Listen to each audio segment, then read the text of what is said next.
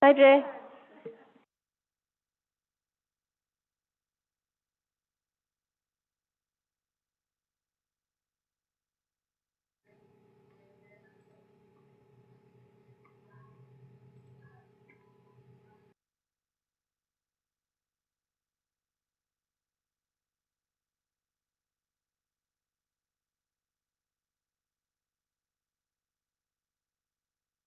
Jay, I'm going to test audio. Can you hear us okay? Thank you. Yes, I can. Thank you.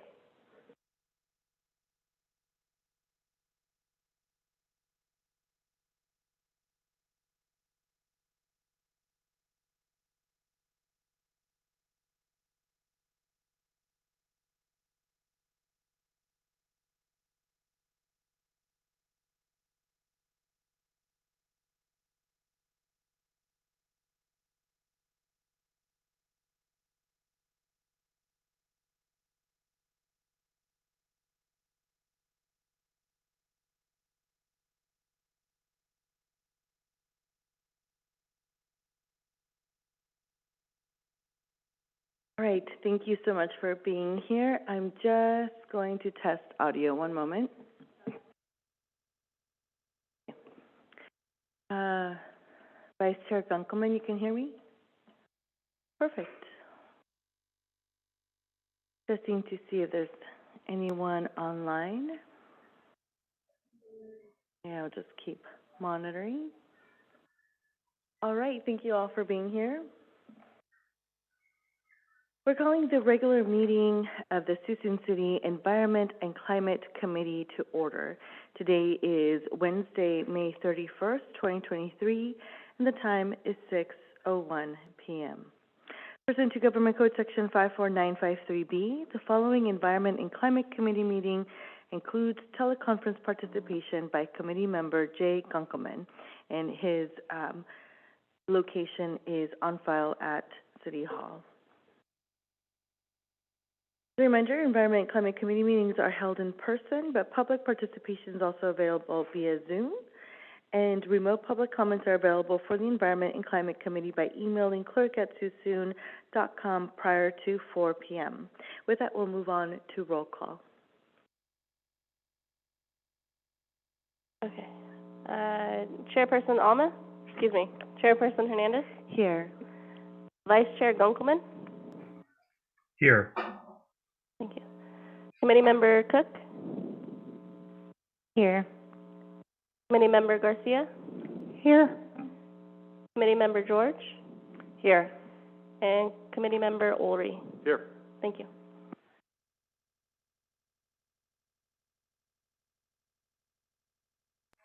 I think we have to update the agenda, I believe. Oh, never mind. I apologize. My mistake. Thank you.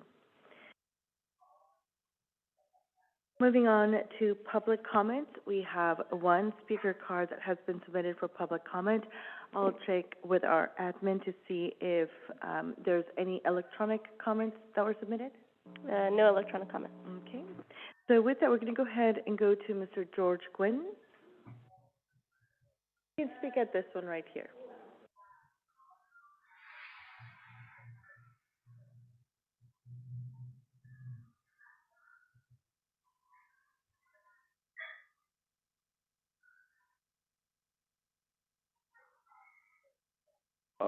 Good evening.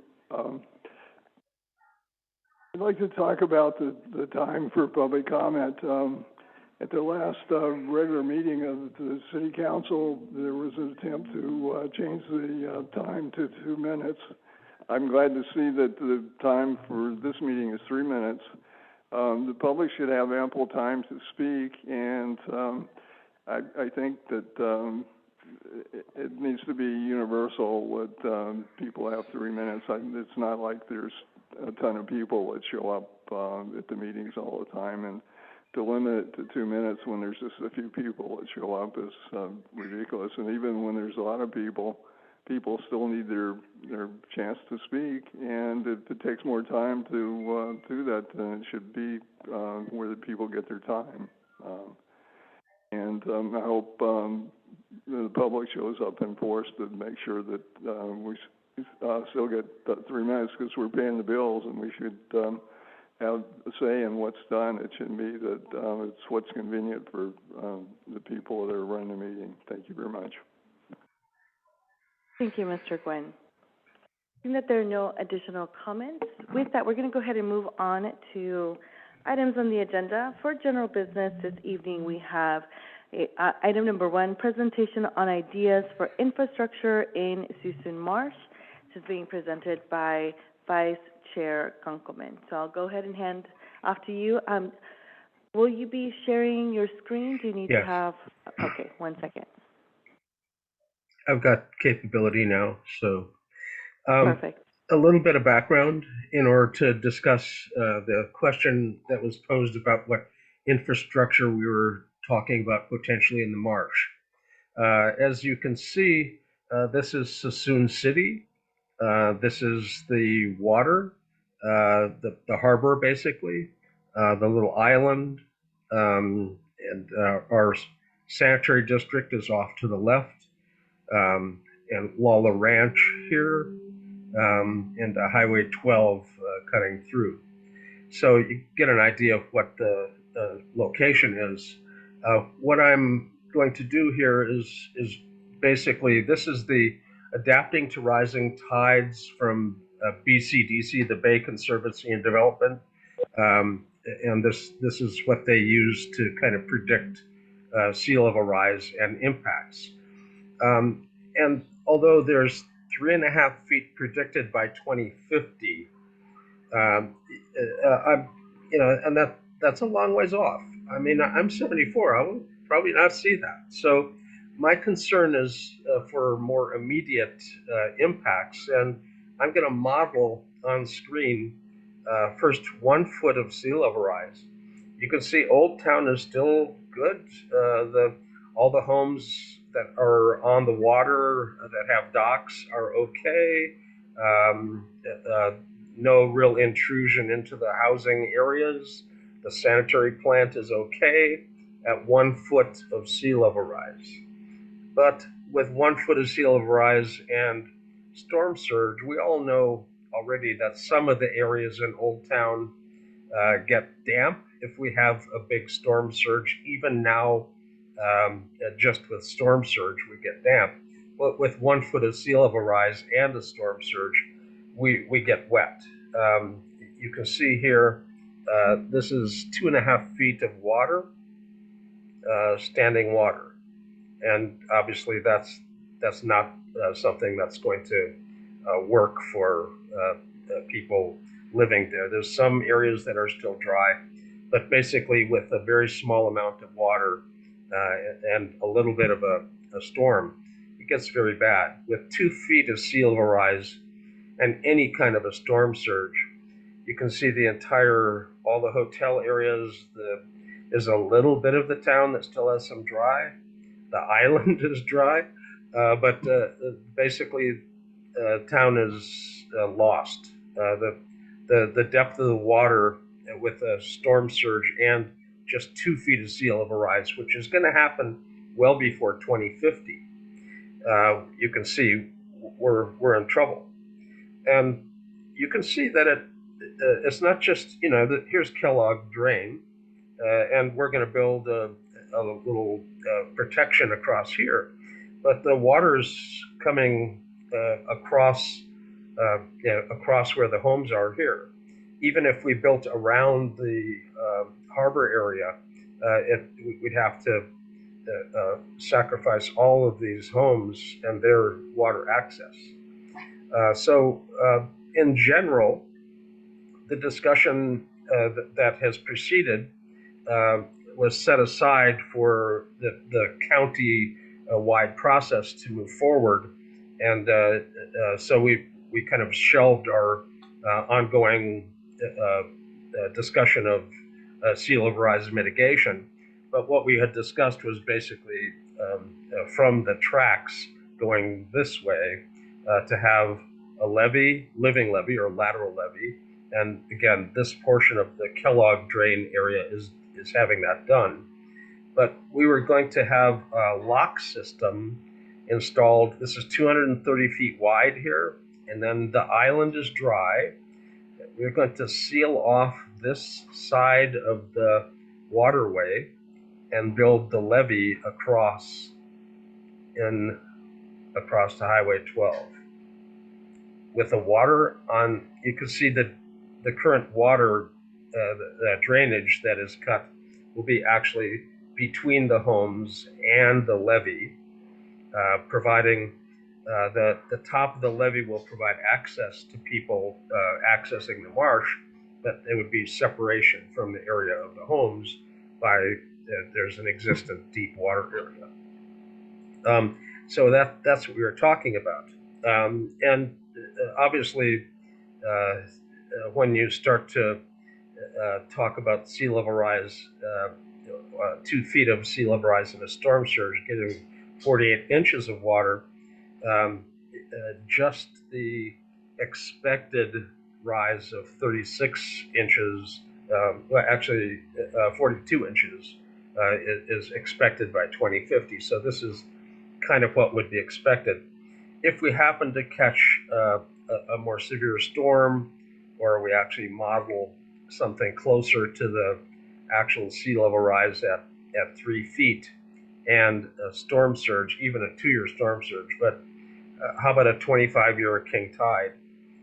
You can see it, and if there's a fill-in, you can see there's water in the streets and homes that are lost there, and the depth here is over 4.5 feet, basically, in the downtown area, 5 feet area. So if we don't construct some protection to stop the across-country sea level rise, Old Town basically will be lost. So thus the intention of some infrastructure.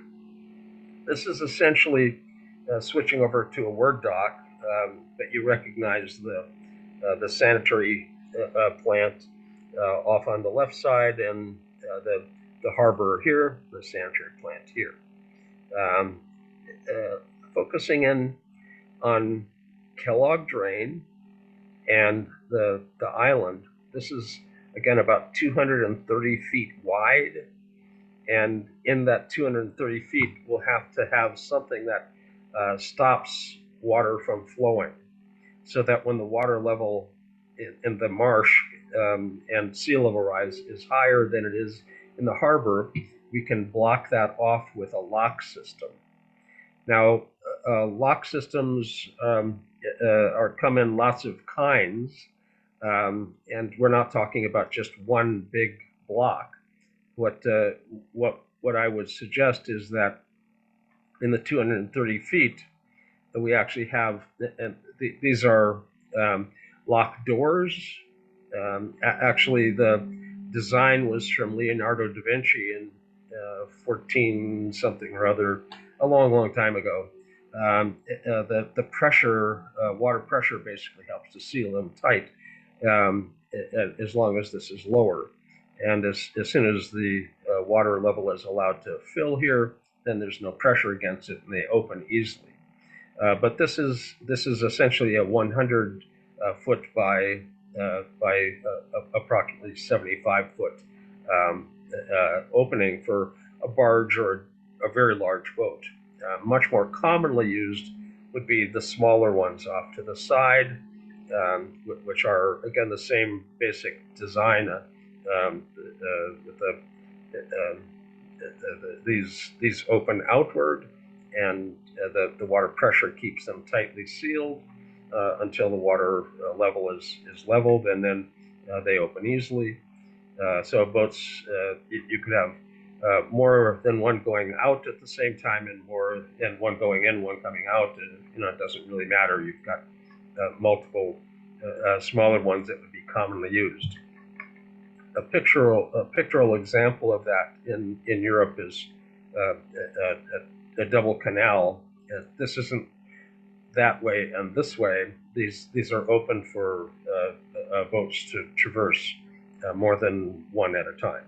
And lock systems basically are commonly used in Europe to get through canals because of water level changes. But the mitered gate design was Leonardo da Vinci, 1497. And this kind of a design to solve this kind of a problem ends up being the solution. Basically, is to stop the water and to have the levee all the way across. The lock system allows the harbor and all the boats, the yacht club, and everybody to continue to use the waterway, but it protects the town from the water level that would eventually totally overwhelm not only Old Town, but eventually also um, the entire town. If we model some, pardon me, close that. If we model some larger levels, this is expected to be 3.5 feet, not 36 inches, but 42 by 2050. But they expect basically 6 feet by 2100. So anything that we would be designing would have to either be sufficient to the 2100 level or adaptable, sometime after 2050 with a further increase in height.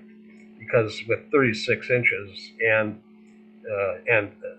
again a king tide, 25-year king tides is something that's going to happen during the life of the levee system.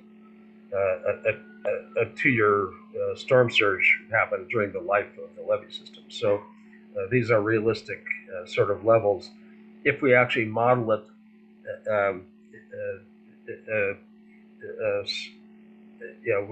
we're basically 72 inches isn't one of the options here, but let's pick the slightly less severe one and give ourselves just a little bit of a storm surge. You can see it's flooded here. It's not just in the streets. We've lost homes and entire areas, commercial areas as well. So the mitigation is a necessity, and it's doable, but it's a gigantic major project, and you can see relying on the railroad tracks as something to keep it from coming across this direction isn't a valid assumption at this point either. They're going to have to elevate their entire rail line. So that's basically the discussion, how we came to talk about putting some infrastructure in the marsh. And essentially, again, it's a lock system, one large and two small, and they fit into this 230-foot wide very nicely as a size. And again, this stays dry in up to a couple feet, but the levee is going to have to go across the island. This is filled, and the levee goes across. Now there's a power line that basically cuts across to here as well.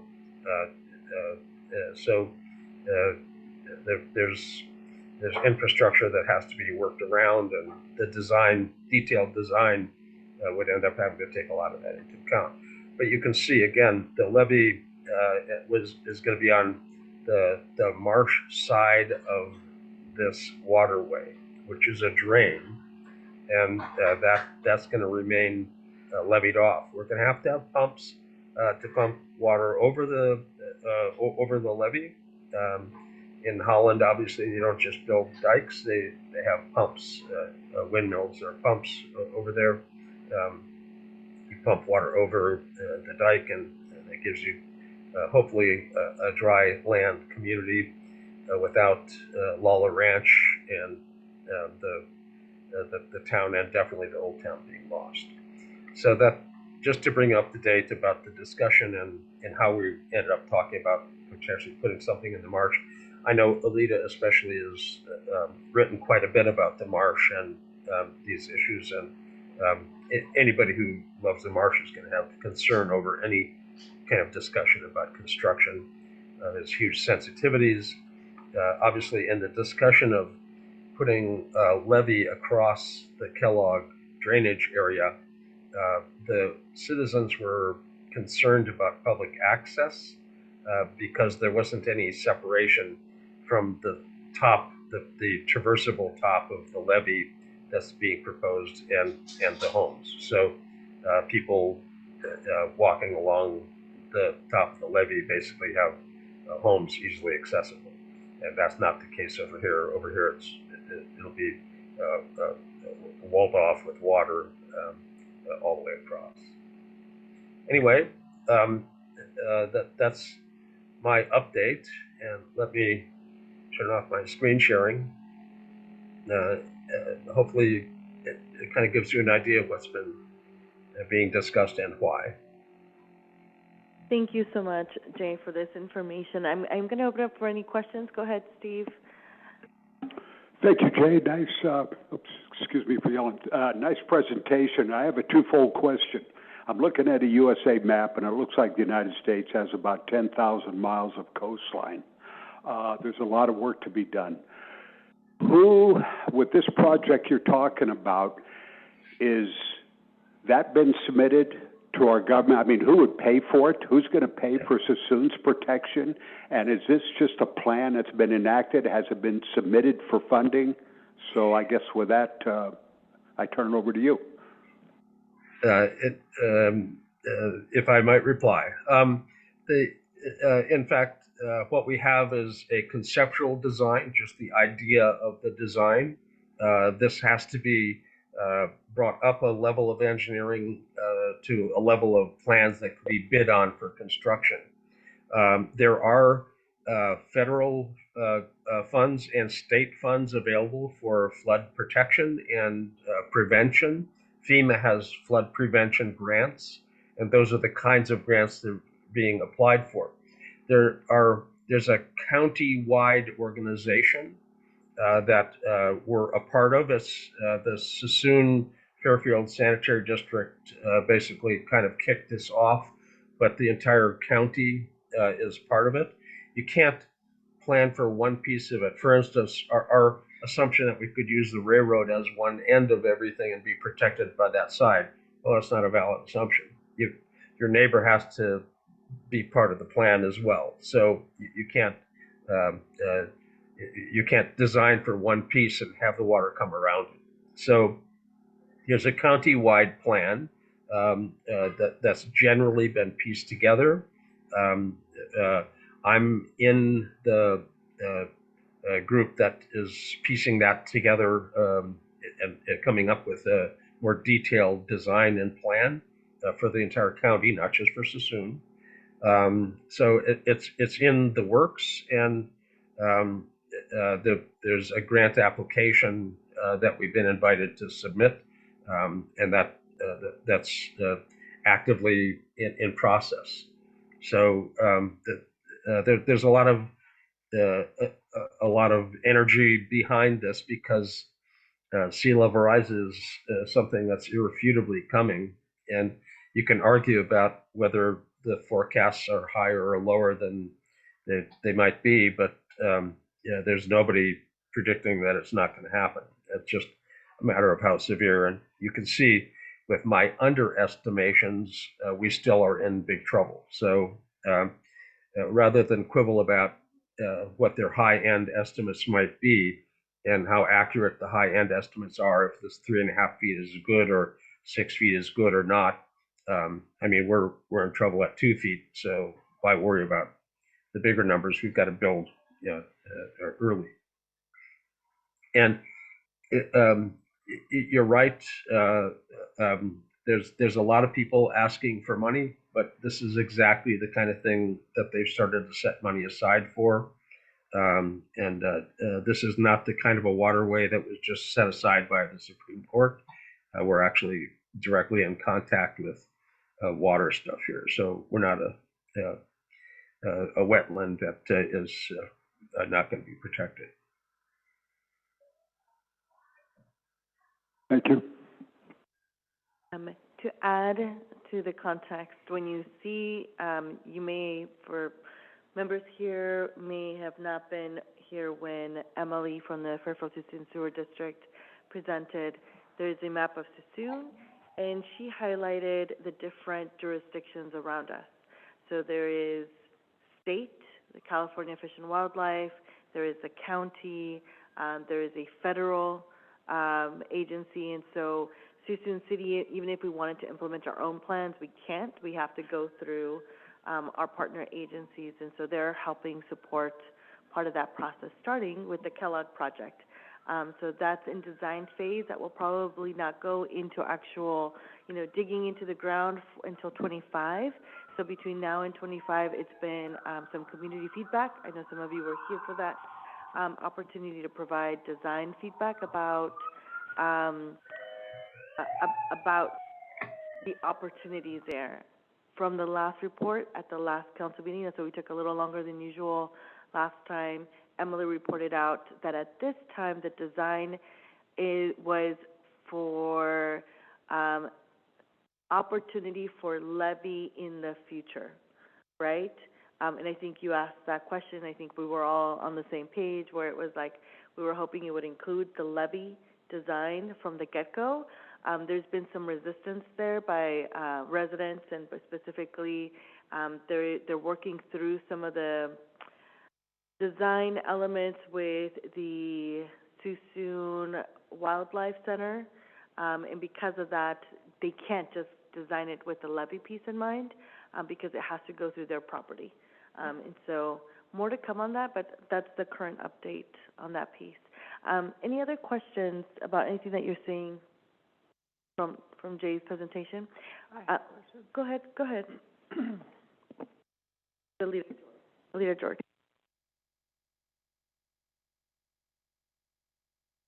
That's loud. I have a couple questions. I was trying to see where, if the lock was to go in there, if there is a possibility of water coming in from another direction. For example, it looked like Montezuma Slough is south of the lock. Is that correct? Yes. Okay. And then the restored wetland that's on Highway 12 that's east of Suisun, I can imagine that the water would come to Suisun from that direction. So the lock, I'll just go ahead and ask all my questions, if that's okay. So I was wondering about the water coming in from other directions if the lock is there.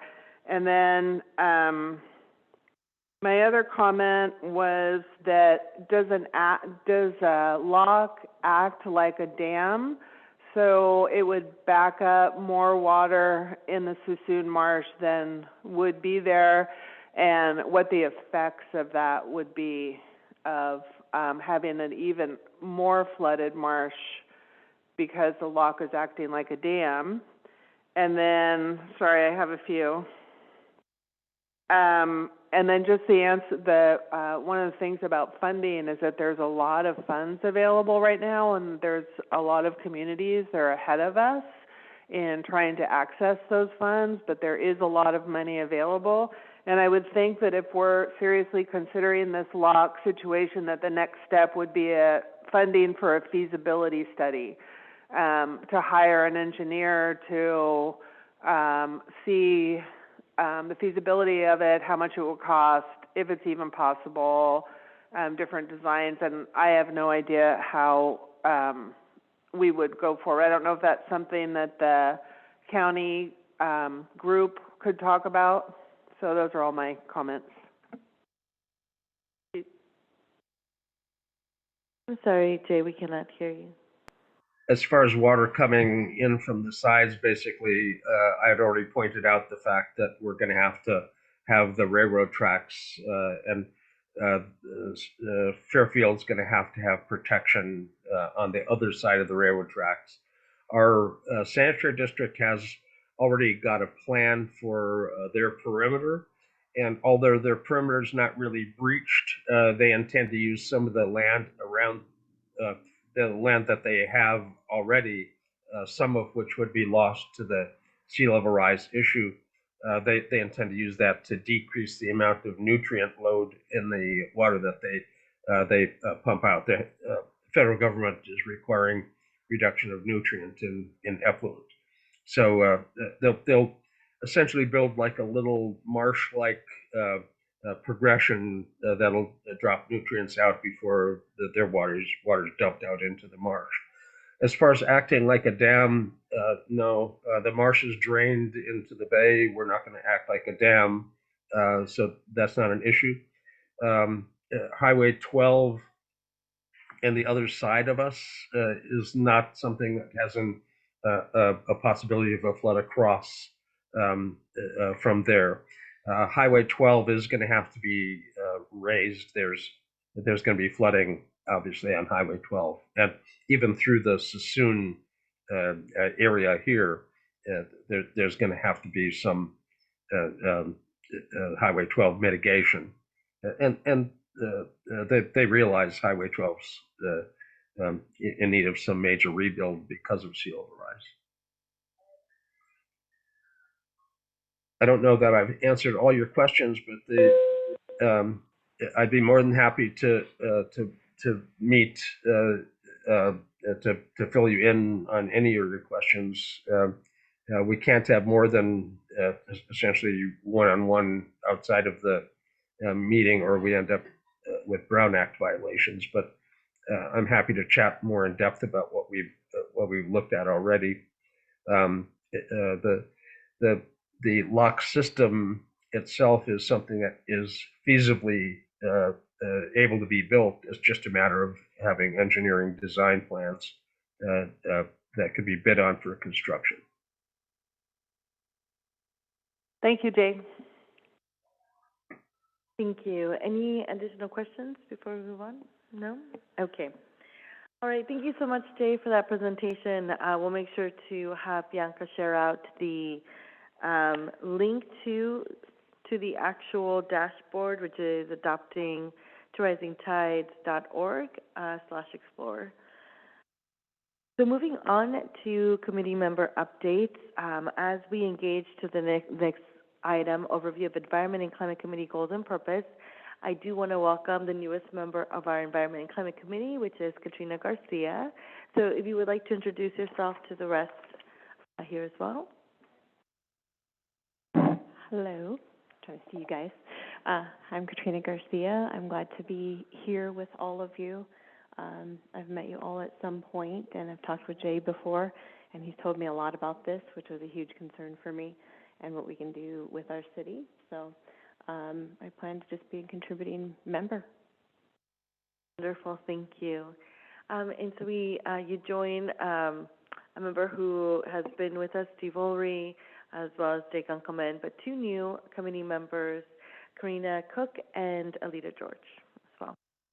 So with that, I'm going to transition to this next piece because this is an item that's been kind of held over, and I just want to touch base with, now that we have new members on new members on the committee, I want to make sure that we go ahead and review these items. One second.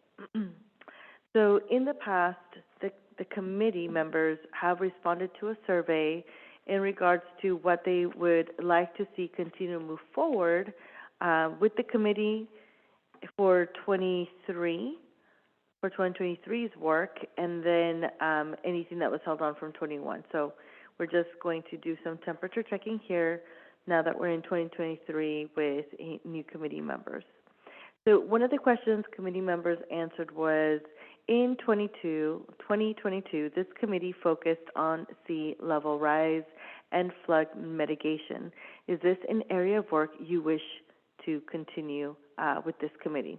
This committee actually continue with? From the members who responded, everyone except one person responded yes. That was 1, 2, 3, 4, 5, 6 people said yes. One person said no or not sure. So at this time, as we engage in 2023, This has been a topic that we've continued with, but I just want to confirm that this is something the majority continues to feel strongly about, continuing to engage in funding or design or the next steps, actually doing the actionable steps to the conversation, flood mitigation. But I want to check to see if there's any comments. Absolutely. Okay. So we have a majority yes? Yes, okay. I'll write down.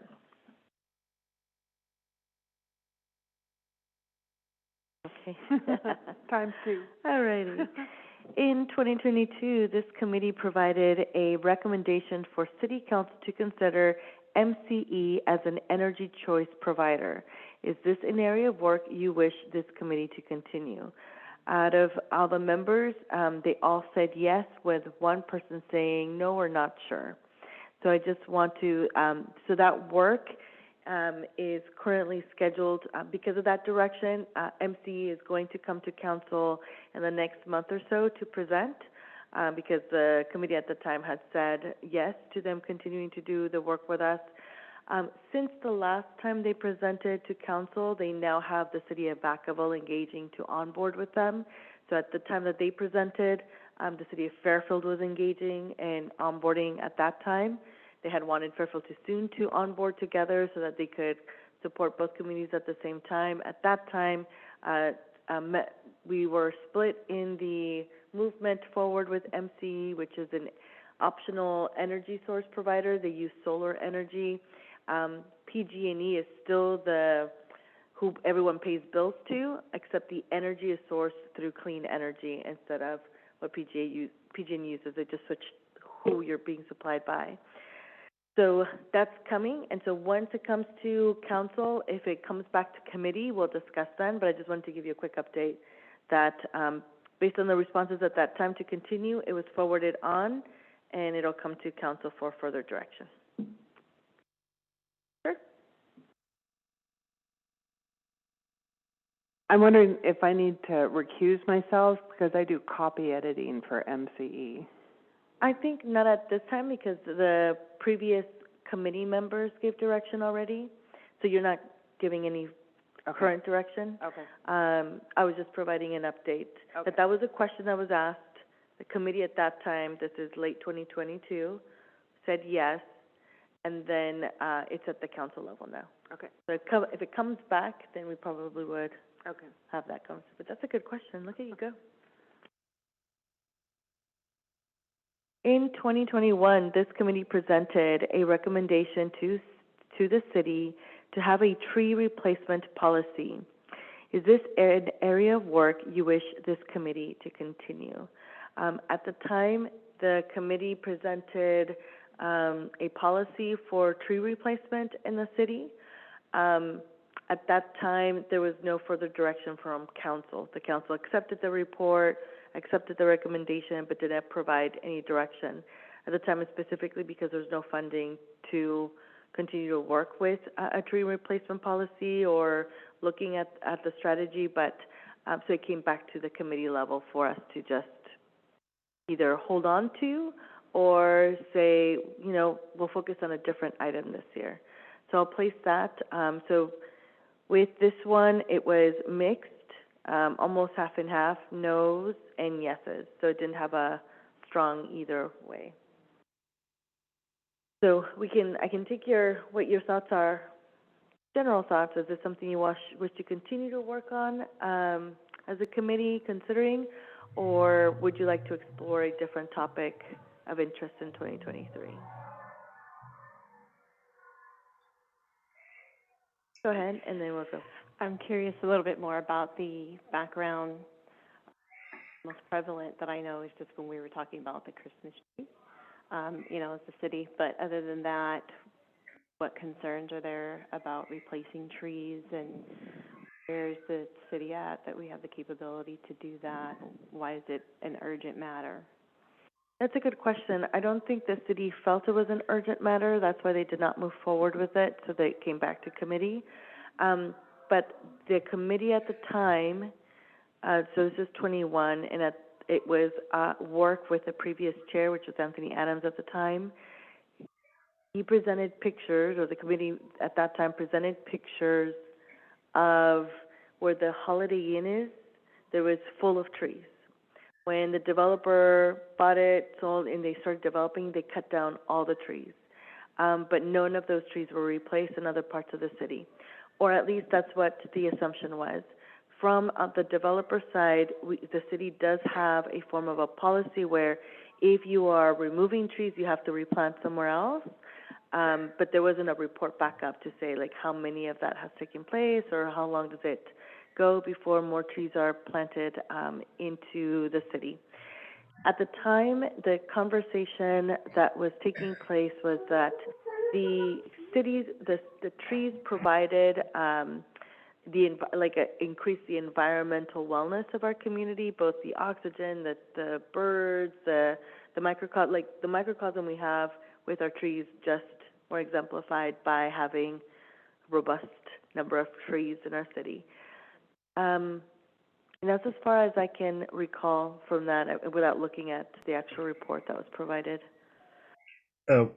We had actually taken a tree replacement policy that had been developed by the city of San Ramon and edited their policy, customizing it basically to the local area, and had submitted that as potentially the current policy for tree replacement is an informal policy within the planning group, and there isn't a city written policy for tree replacement. And these were essentially, again, cut and paste from San Ramon's tree replacement policy within their planning documents. So those were edited up and handed off to the city to basically use as a model for any formal written policy. And again, as you can see, without a written policy, we don't have any way to know or track what the developer has done about replacing trees or not. So, and it's not just that one developer. Obviously, this is a general tree replacement policy. It did not apply to homeowners. It was utilities, for instance, that come and cut down trees on a street in order to do some utility work, would end up having standards for what kind of things they have to replace it with. They can't just get a little popsicle, stick tree and call that a replacement for a full mature tree. So there were standards of, if you remove a tree of this size, you have to replace it with these kinds of things. And if there was no way to replace the tree on the property you had, there was a way to essentially transfer funds to the city for a tree for tree use, basically. Anyway, that was all written up in great detail and handed off. I had requested kind of a report back as to where that went and what happened with it, if anything. It sounds like it was just set aside.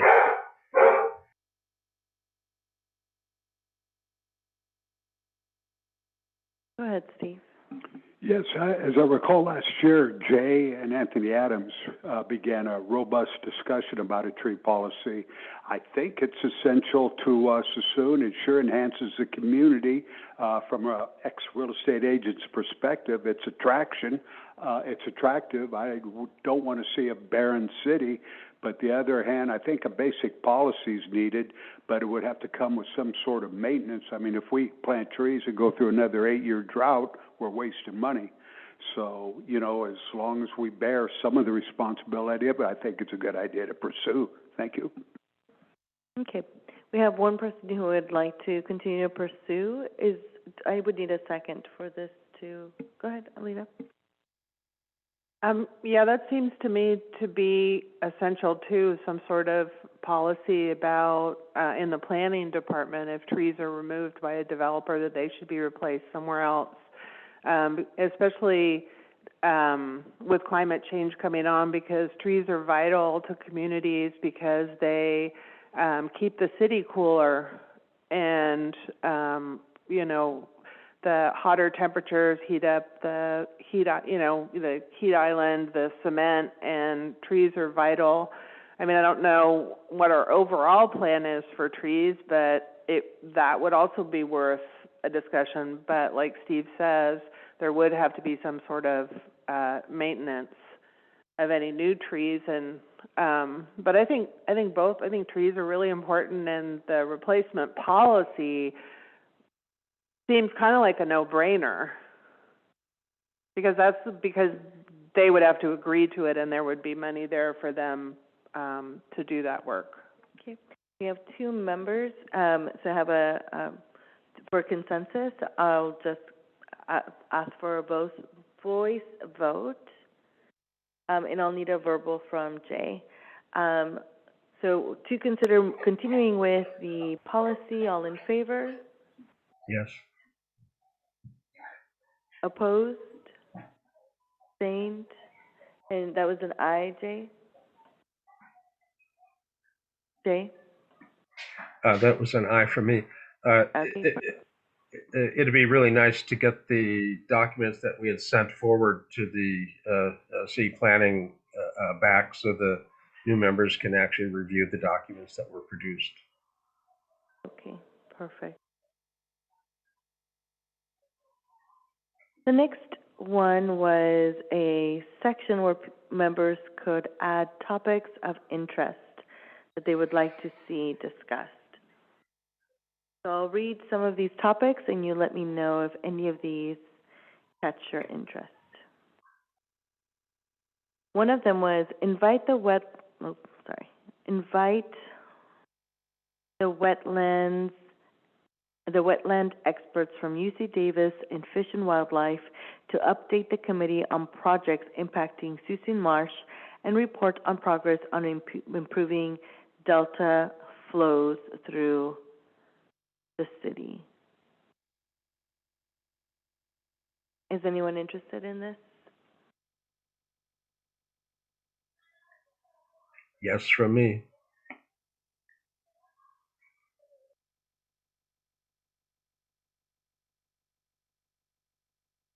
Or what general plan?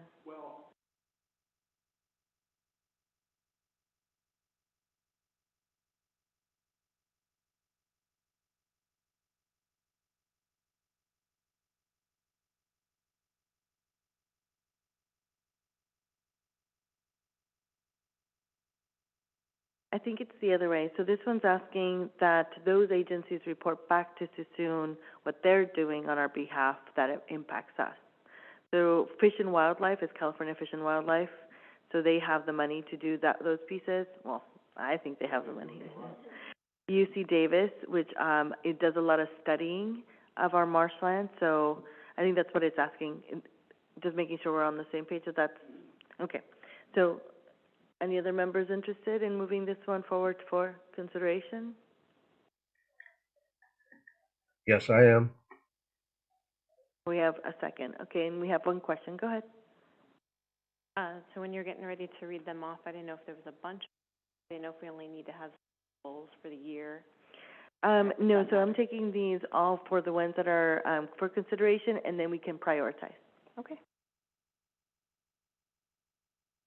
So on this item, are we talking about, I'm unclear, is it a education, like inviting someone to come here and speak to us and tell us about their work? That's all it says. Invite wetland experts from UC Davis and Fish and Wildlife to update the committee on projects impacting Suisun Marsh and report on progress on improving delta flows.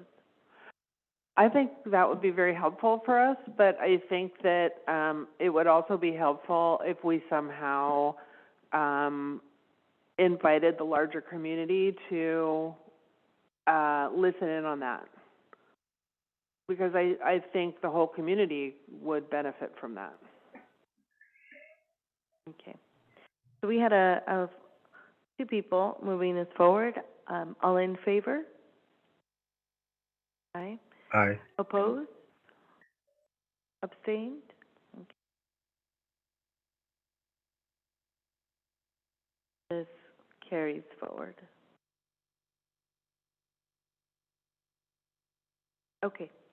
The next suggestion that came from a member of the committee was invite BCDC to sample sediment in our harbor and the local marsh to evaluate dredge spoils locally rather than disposal. I'm going to hold on this one because I believe they are already doing that study. So that's something that not necessarily BCDC. I think it was Fairfield Suisun Sewer was doing part of that work in their study because of our Kellogg project. So once they finish that up, I'll report back to this committee. The next item for your consideration is discussion of big picture long-term resiliency projects and funding for sea level rise, which is what we just talked about, which we've approved. The next one is wildfire prevention for Suisun as well as drought preparedness. I see a shaking head. Would you motion this to? Yes, okay. It's motion by Karina. Is it anyone else interested in moving this forward? I'll second. Okay, seconded by Katrina. Any discussion on this item? All in favor? Aye. Okay. I didn't hear any abstentions or nays. Okay.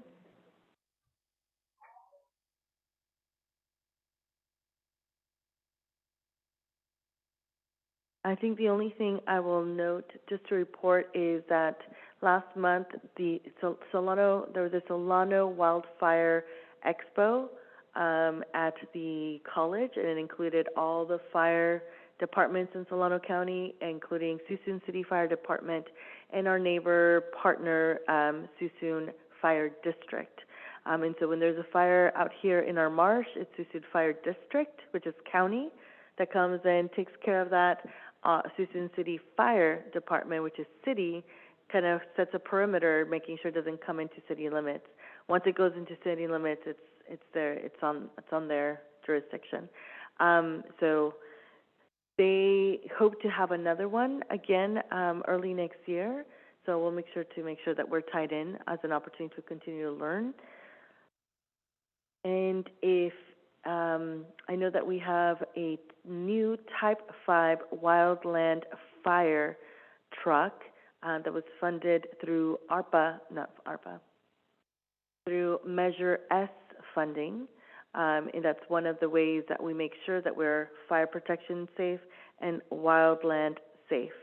It's the reason for why the Kellogg project, the Kellogg fire that happened by Suisun Wildlife, kind of got a little out of hand there. We just didn't have the equipment to address it as fast as we could because of the type of truck it is. The smaller truck that fits on those types of perimeters, our big fire engines cannot go on there. So didn't know that. So, but look at we start learning about wildland fire as well. The next item for your consideration.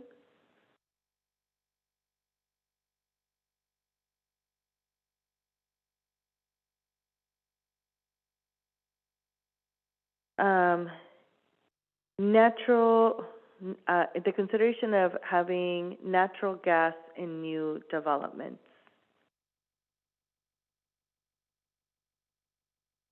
The person who suggested that is not here anymore. So I don't know if anyone knows more or would like to consider that. I'm not sure what it was referring to. Natural gas in new developments. That sounds like it's almost referring. The state of California is slowly backing away from allowing natural gas in new construction, and this would be essentially just planning commission here having that as a heads up as a new standard.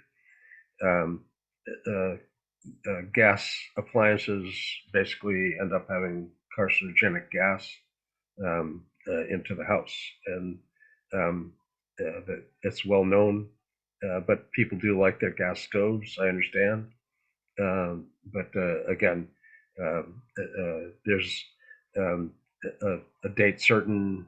I don't remember precisely when it is. I think it might be 2025, where they're no longer going to allow for furnaces to be installed. They'll have to be heat pumps.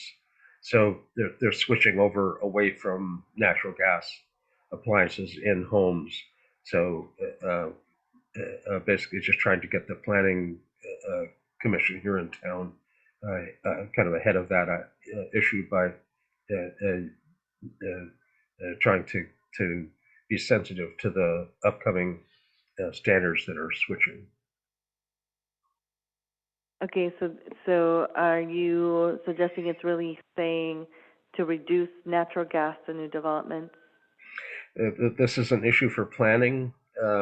Basically, any new construction would be not allowed to end up having natural gas appliances. They'd be all electric, essentially. And that's the planning department's issue. Basically, it's we can suggest it based on environmental and climate also, because of natural gas burning is still carbon dioxide producing. But Would it be okay? Sorry, I apologize. Didn't mean to interrupt.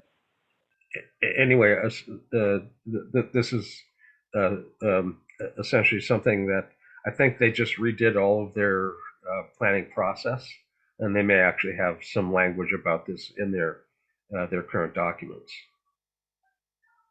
Okay, so I was going to recommend that we, because the planning department's going to come back to us with some of the asks that we had from them from last time.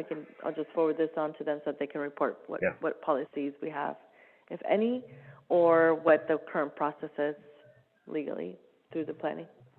Sure. I think it's a wave of the future, but I don't think it's something that we want to get into right now, because we're hopefully going to be a small but mighty group. But I feel like we're kind of introducing some of these topics to the community, and that one is very controversial. And if the state's doing the work, then, I mean, it's going to be the wave of the future. I mean, the state's probably going to institute some sort, I don't know, maybe they already have instituted some sort of new development. I know a lot of cities have done this in the Bay Area. Their new development is going electric because it's more environmentally friendly and sustainable. But it doesn't seem like something we need to take on, because we're kind of small and we have a long list. Go ahead, Steve. I'll second what Alita says. It is kind of a political decision. I like what Jay said about natural gas, but on the other hand, I value freedom of choice. So I think that I would support what she suggested. Yeah. Okay, so we have on the floor is for this to not move forward with this committee. We can get a report back from development directly. So that's what we have on the floor. So unless someone has a substitute to that, then I'll take that. All in favor? Okay, opposed? Abstained? Okay, so we will not move this item forward.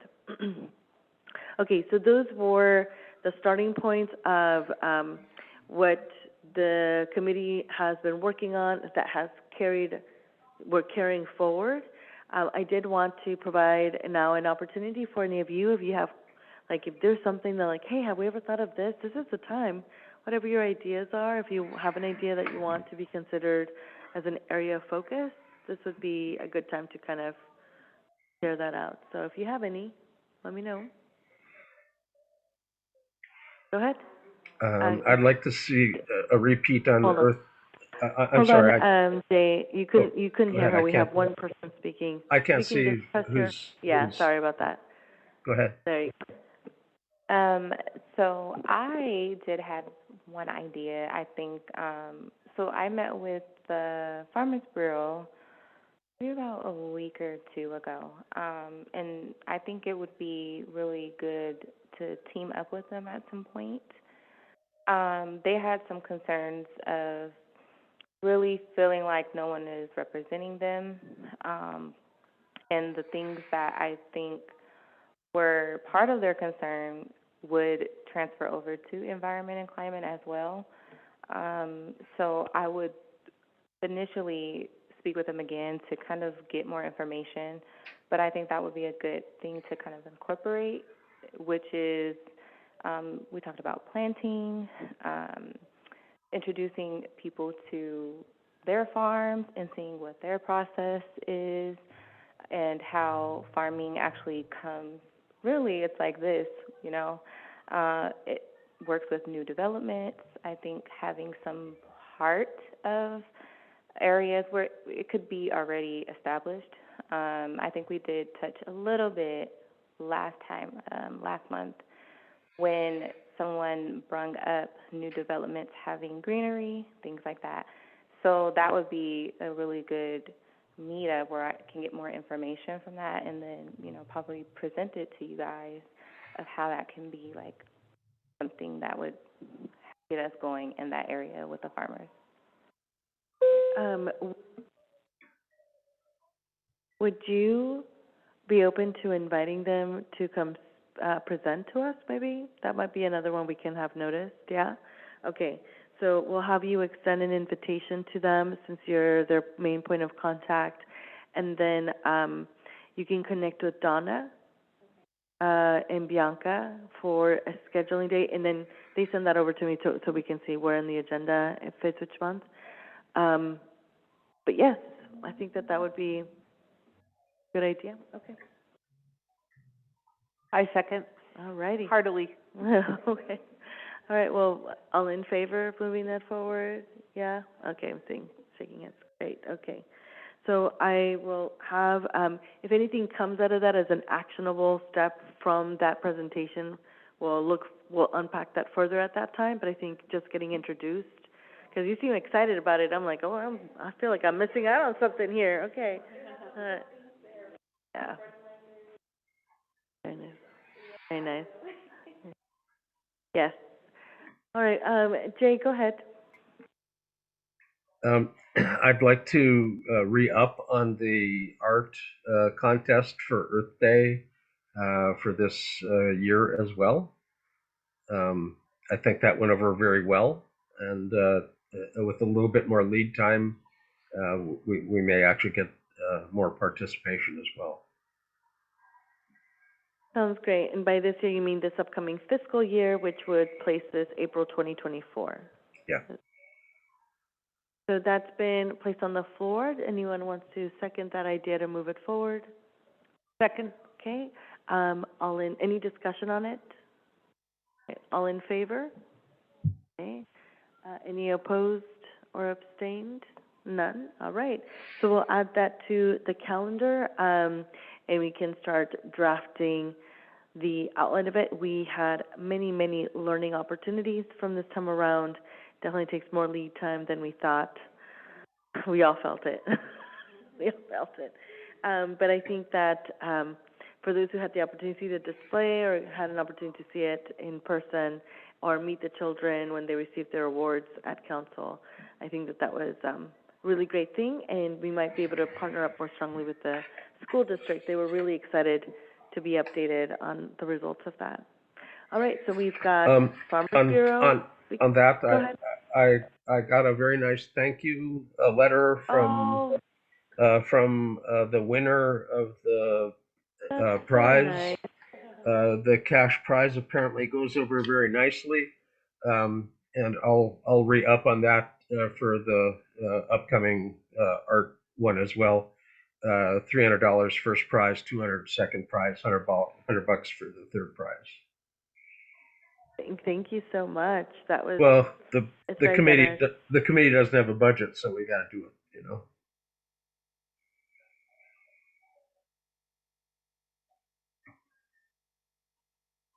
I just wanted to add one more item to our list, if that's okay. Yeah, I would love to have a discussion about communications. And just like, for example, last night at the State of the City, which you did a great job on, I thought it was a very positive event. And we sat at our table and we didn't have any swag.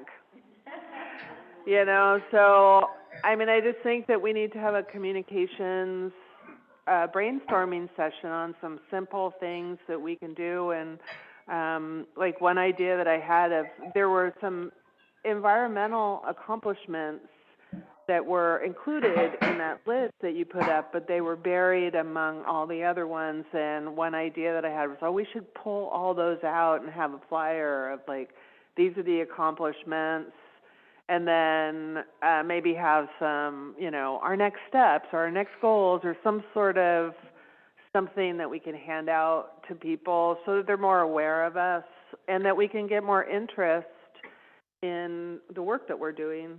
But other ideas as well, other communication ideas that we can have to reach out to the city to get them more involved in our committee and our work.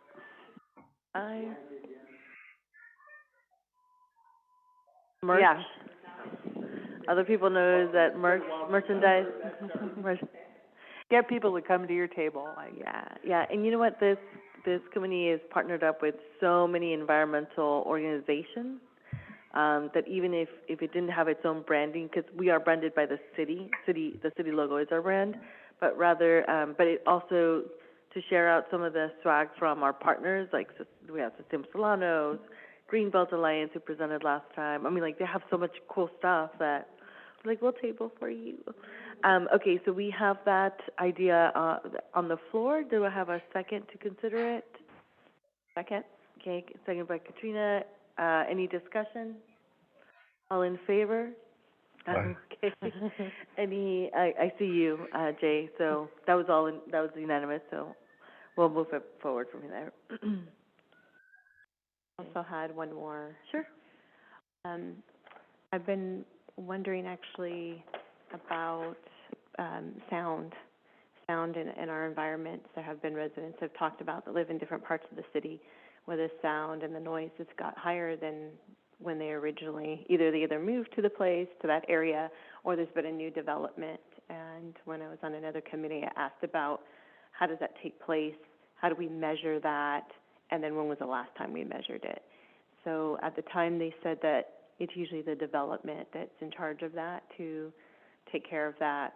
But now that we have more residents and we have more people here based on business or, like I said, residents, things have changed. And so I'm wondering if that's something that we can bring to the table and take a look at. Can you talk a little bit more about what about sound exactly?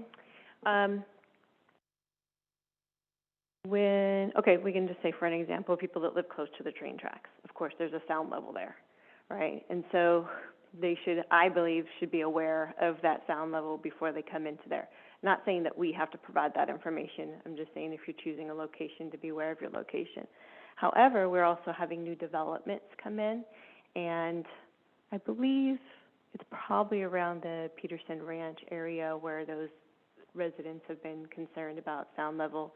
But it's just everywhere. We're getting a lot of new developments coming in. It has to do with the environment. And I think if we did some information and put it out there, that it might either subside some of the concerns or maybe some reconsiderations. But people don't seem to know too much about it either way, whether it's the resident or it's us, not knowing how to give that information out or say, hey, this is where this is at, it comes out at this decimal, this is okay, this is allowed. These are the research that's done on it. Sure. So on the flip side of that, or on the same side of that, there's an organization called the Nature Sound Society, and it is more and more difficult to find a place where there is no man-made sound. And so at the same time, I mean, I love that. I think that's a great idea to make people more aware of the sound in our environment. But at the same time, we could promote places that provide nature sounds like Rush Ranch or, parks and the waterfront, to just promote nature sounds and how good that is for mental health.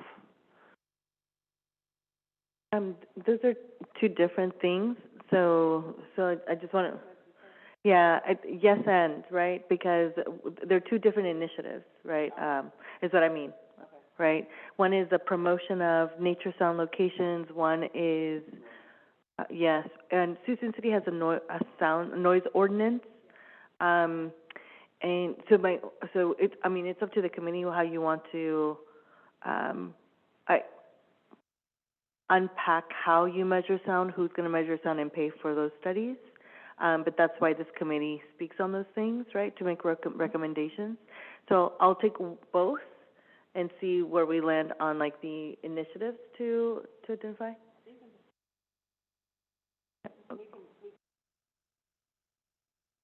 Okay. I think that they can be enveloped together, where we were talking about what I was saying and then moving on to what you're saying, because I think that part of what you were saying is then promotion of being aware of where you're at. So if we have people that are downtown that are complaining about sound or noise, the education that we do have, because I know this, right, but not everybody knows this, that we do have some ordinances set into place. However, when new people are either coming in or maybe just seasons of their life are changing and they can't take the sounds of what's going on, especially as we bring more into downtown recreation, we want to have those things. So then in that, if you have an issue with that, here's the promotion, right, of what you can do in this situation. Go to the different places that we do have available if you didn't know we had them available, such as Rush Ranch. And such as I didn't know that we had Rush Ranch for 2 years when I was living here, so.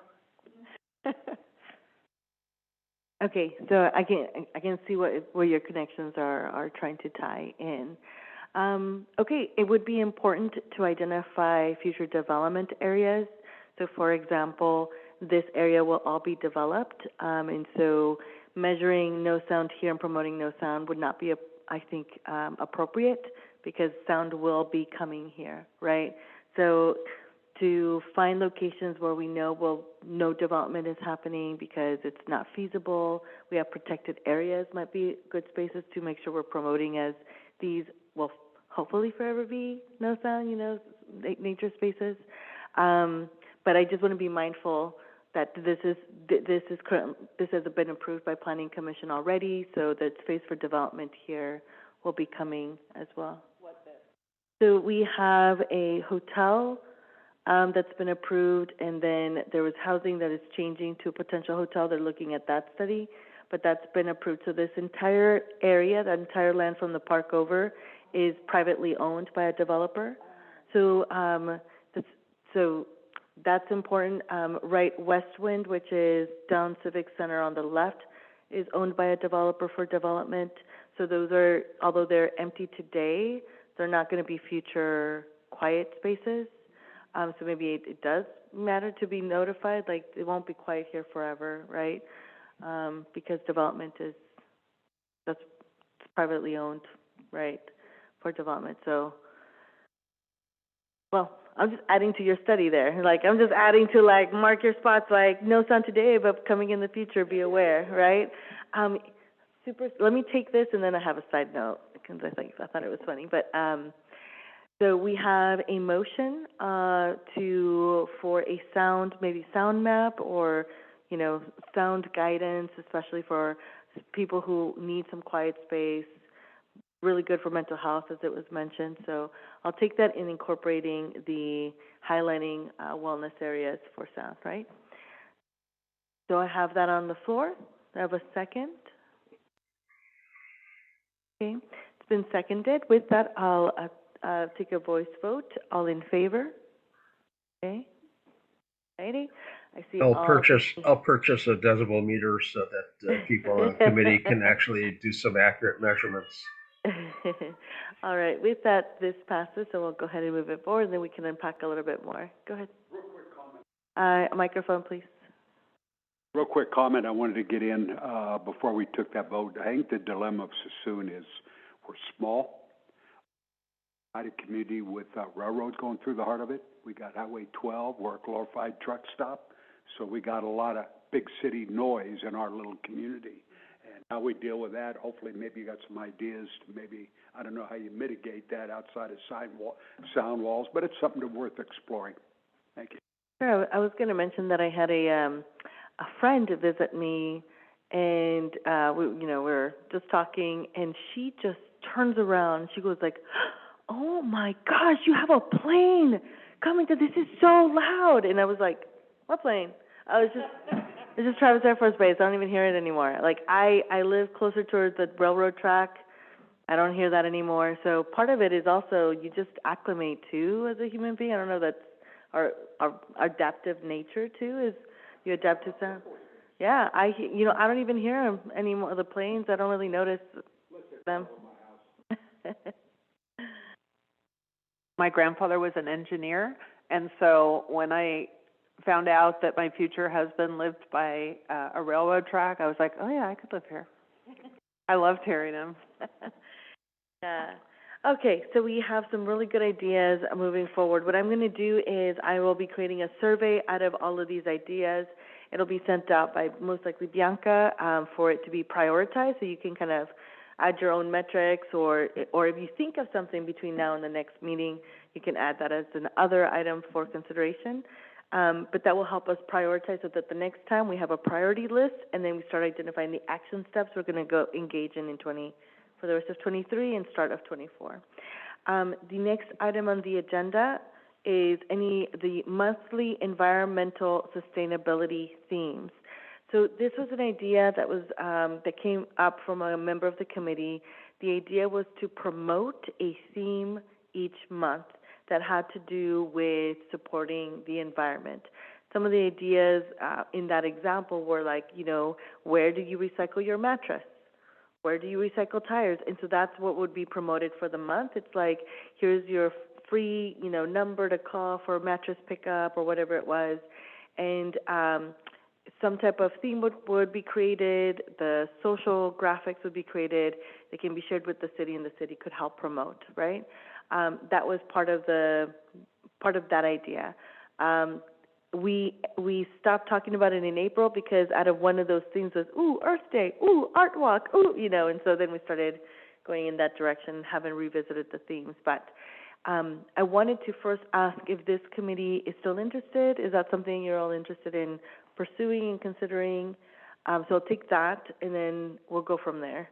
So the consideration is monthly environmental sustainability themes that can be promoted to the community once a month or throughout the month, one theme a month. Sure. That's something that we come up with and we tell you to take that to the departments to then promote that, or is it to put together instead of just the idea but actually have to put together materials and work on that? What does that entail? I think that's up to this committee to find out. I will note that this committee doesn't have a fund bucket, so everything's donated or done by ourselves in regards to what we create. So if we decide to create a social graphic, it has to come from this committee. The idea has to come from this committee of what gets transferred. Typically, for something that doesn't require council approval, it goes to our staff, and then our staff will move it forward. Yeah. I don't know if that helped or not. But the first is, do we want to consider doing something like that? And if so, then we figure out how do we do it. So I don't know how anyone feels, or if you want to hold on to this to think a little bit more. Want to hold? Okay. All right, we can hold on it. I'm okay holding. The art walk took a lot of time that I didn't realize. It seems like that should be added to this list of actionable items for 2023 so that we can prioritize it, and maybe it's going to show up as a low priority. You know what I mean? Because it seems like an item for that list that we just came up with. We can do that. I'll move it over to the environment sustainability themes and put it on the list for prioritization, and then you can. Yeah, I mean, it does sound like a good idea, but it sounds like it would require some work. It would require some outside work. I'll say that. It sort of dovetails in with promoting the committee as well. So I don't have 12 images in mind, that's for sure, but as a project, it would end up promoting the Environment and Climate Committee in some fashion Yeah. within the community. My wonder would be if it would be possible to promote what's naturally out there in season, right? So, coastal cleanup is a separate one from Earth Day. So coastal cleanup will come up, and maybe that's for the month. That's what we're helping promote, supporting those organizations who are organizing coastal cleanup, right? Change your batteries. I don't know. That's not necessarily the environment, but you know what I mean. Like those themes that come. So maybe it's something we can look at and see. Are there natural things that are happening throughout the year that are already resources, and what we need to do is just help elevate those ideas, and we can do so in a way that's not so time consuming or not. I mean, something to consider. Go ahead. I was going to say I agree. As I was thinking about the city manager puts out a monthly report, and we could have a little paragraph or a line item of what our focus is for a month without too much. That doesn't require any dramatic additional artwork or anything, but would it's a mechanism for a little bit more outreach. Okay, I'll add that to the notes, but I want to let Katrina go ahead and finish. Yeah, I was going to say that I agree. I was just thinking in my head right at the moment, okay, June, what happens around there? There's already things going on with fire, and like you said, the Earth Day, April, September is when you do the cleanup. So I was thinking it would only probably take about 10 minutes to write something for each month. And you're talking about batteries, well, we can talk about proper disposal that helps the environment, and police department, and then also the recycling facilities do that. So I was thinking just saying what we want for the year or the rest of this year would probably only take about 15 minutes, and then put it out, and then it's just a blurb, and there we are. So that could be actually pretty quick. That's what I was thinking in my head. But it's, if anybody wants to work that quick, or if you want to do more detailed work, at this moment, I'm looking at our other goals and thinking we probably want to put more work into that. But a list for monthly could be done really quickly. Yeah. I'll add in one of the questions, I'll separate the question for the monthly and then add a section for your thoughts about each month, if anybody has an idea already, and then we could just start collecting some things for the month, and we might do some pre-work and come, and we're like, oh yeah, we're ready to go. Okay, sounds good. All right, moving on to the next item is committee member comments. So this is a time for any of you, if you have any comments to share for the good of the order, for just general information, this would be the time. Go ahead, Katrina. I just wanted to remind you of an initiative that took place called We Got Your 5. This is taking 5 minutes to pick up 5 pieces of trash on any 5th day of the month. That would be the 5th, the 15th, or the 25th. And the results, this is started by another resident that just got keys to the city. The results would be 29,000 residents times 5 pieces would equal, 5 pieces of trash would be 145,000 pieces of trash picked up on those days. So a reminder of that. And then also Republic Services is partnering with Adopt a Neighborhood. We're putting on a free educational workshop for the public on June 24th at 10 a.m.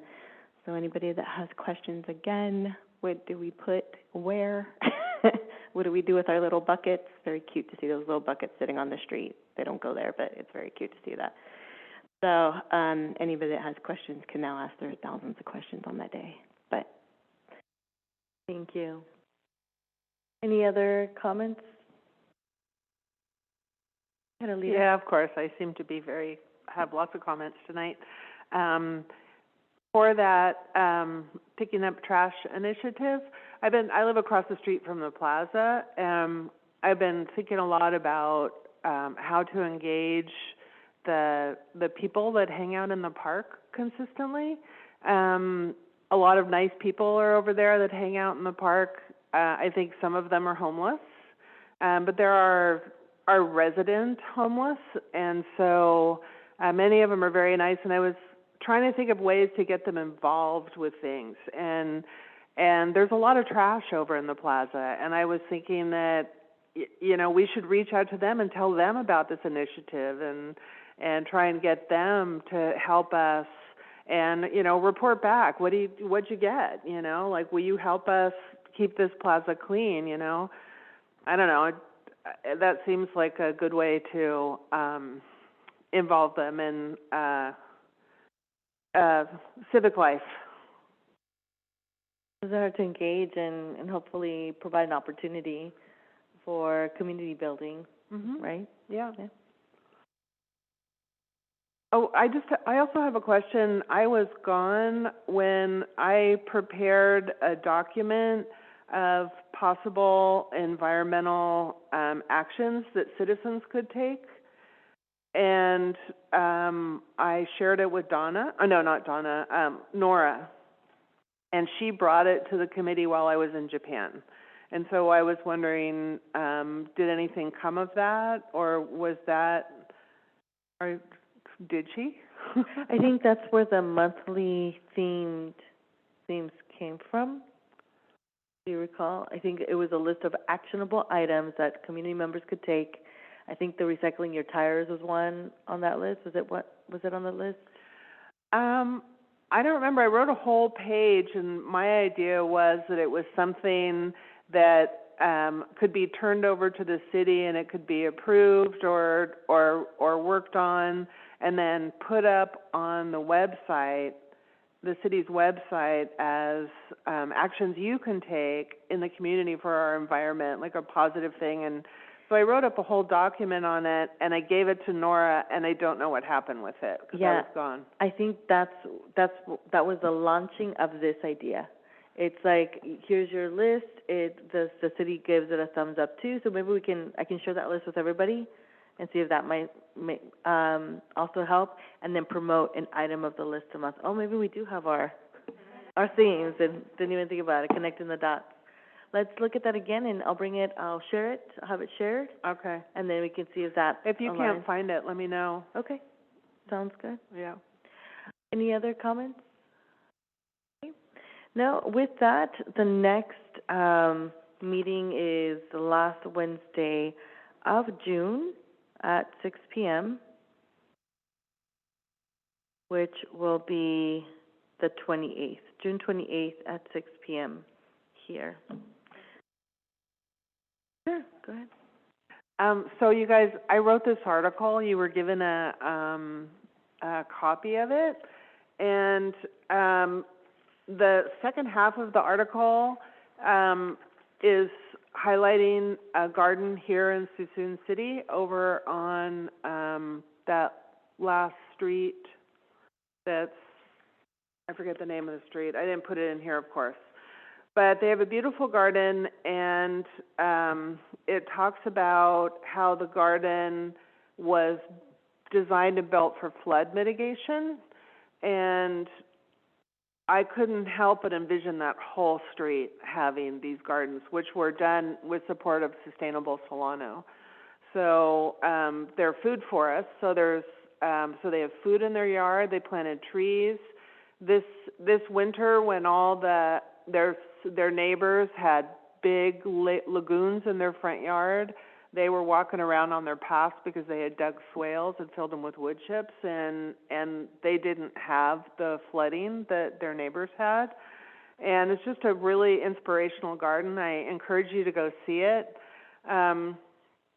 But also I wanted to share just a couple of things that I think it's okay that I do this, that these homeowners told me that didn't end up in the article. And that is that they were really excited about the Ecotone levee because they're just adjacent to where the Kellogg Station project. And I told them that it's no longer part of the plan, but it's being worked into the plan as part of the future, and they were very disappointed in that. And also, I think it's okay that I share this with you. They said that they love living in Suisun, and they love living by the water. They take advantage of it all the time. They kayak, they paddleboard, they walk in the marsh. And they would like this to be their forever home, but they said, we're going to wait, but we're very aware of sea level rise, and we are going to wait and see how serious the city is about this, to determine, whether or not we stay long term.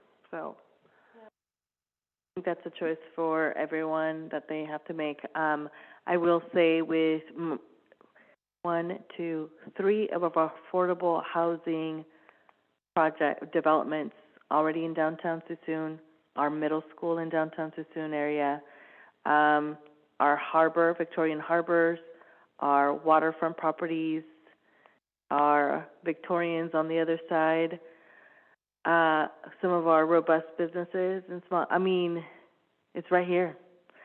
Our city hall is right here. Our police department's right here. I think it's like, for us, it is a form of survival as a city to ensure that we are putting in the right effort into the mitigation piece. And that's one of the biggest things we are working to articulate, is that the city will not be able to do that by itself. So that is what we're partnered up with BCDC, Sustainable Solano, Fairfield Sewer District, Greenbelt Alliance, the county, in our state legislators, to get us in the right place. Because as it was already mentioned, everybody's going to go after that funding all at once. And so getting project ready, shovel-ready projects to be funded is where we are at this time, and working towards it. One thing at a time, but yeah, I hear it. This garden is an inspiration for the future. I really do think it is, because it's flood mitigation in action on the homeowner level, and it was done with the help of Sustainable Solano. And it would be great to think about this kind of landscaping, flood mitigation landscaping, for future development too, for the planning department. That's a vision that I would have. Okay. Well, if we can bring that as a future item for when development director comes back, and with Public Works. All right, sounds good. All right, with that, we're going to go ahead and adjourn this meeting at 7:31 p.m. Thank you, Jay. Welcome to the new committee members as well. It's good to have a full committee. Bye. Thank you for your presentation, Jay. I enjoyed hearing more about it. Well, that's only a little bit of it, so happy to chat anytime. Okay, thanks. Bye-bye.